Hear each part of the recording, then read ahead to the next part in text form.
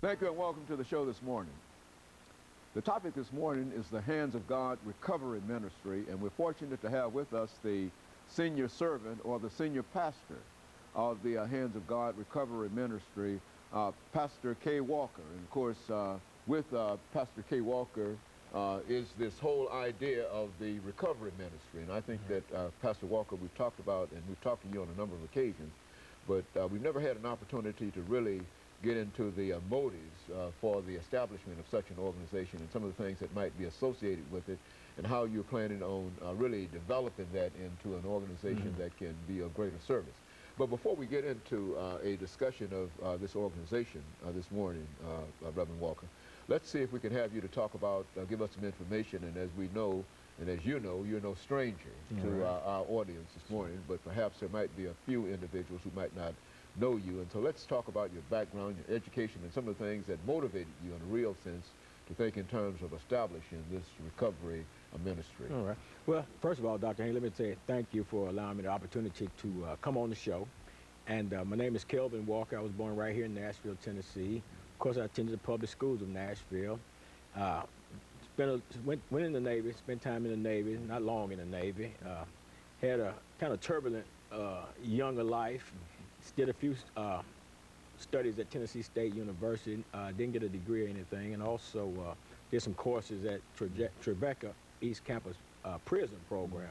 Did that while I was incarcerated in the Tennessee State prison system back during the 70s and early part of the 80s. And that kind of brings me to where I am today. That, you know, my background, Dr. Haney, is actually what creates in me a passion to do what I do. And, you know, just to say, you know, the Hands of God Recovery Ministries, we found was a ministry that was birthed into me back in 1987. Now, what happened was, Dr. Haney, prior to 1987, I was a drug addict. I had spent 17 years of my life in active drug addiction, had spent time incarcerated in the Tennessee State prison system.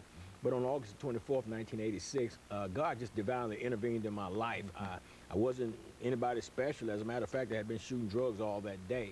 And he intervened in my life, and not only did he break the bondage of the drug addiction in my life and that negative lifestyle, but at the same time, he called me directly into ministry. And at that point, I went into like seclusion for about 3 months, and all I did was just feast on the Word of God and just get my physical health together and everything. And that's all I did. And then God had put a calling on my life to form a ministry that would impact the whole of society.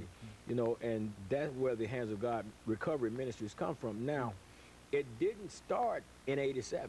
I got so excited about the idea, the concept, that I ran downtown, got me a state charter, and didn't do anything with it. And when the ministry I actually opened up my first recovery house in November of 2002 and got it chartered in the state of Tennessee in July of 2003. But in the Hands of God Recovery Ministry, basically what we're doing is we offer alcohol, drug-free, safe, clean living environment for people who are homeless, drug addicted, people that are coming out of the prison systems, the jails, people that are just generally economically and socially disadvantaged in society. And what we're trying to do is put together some things, you know, that would actually help people, because we realize that there is a need out here for people to be helped. There's a lot of things, people in situations, experiencing circumstances in their lives that they need, Dr. Haney, more than just prayer. You know, that's what I often think.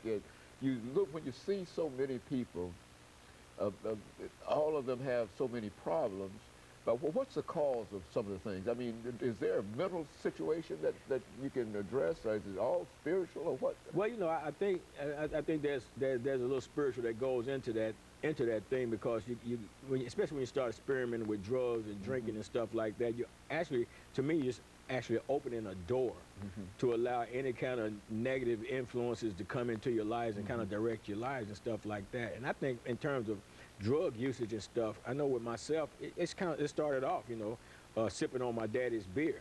You know, mine started off sipping on my daddy's beer. And then, of course, the curiosity and everything about the drugs and stuff. And you know, you start doing it, everybody else is doing it, and then before you know it, it starts doing you. Now it's instead of you being in control of it, now it's in control of you, and it's driving your life now. It's taking you from the driver's seat, and now you're acting in accordance to what it wants you to do. So that's what I say in terms of it being somewhat of a spiritual affliction, because, you know, you take the person that, I mean, you got some well-meaning people, I mean, some degreed professionals out here that are addicted and on the streets, you know, because of this.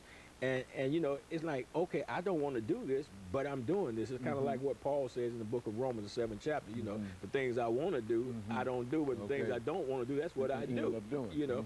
But then at the same time, Paul said there's got to be a solution.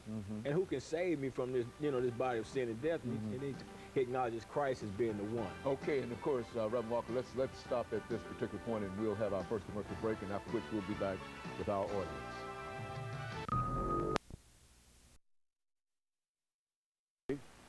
We're talking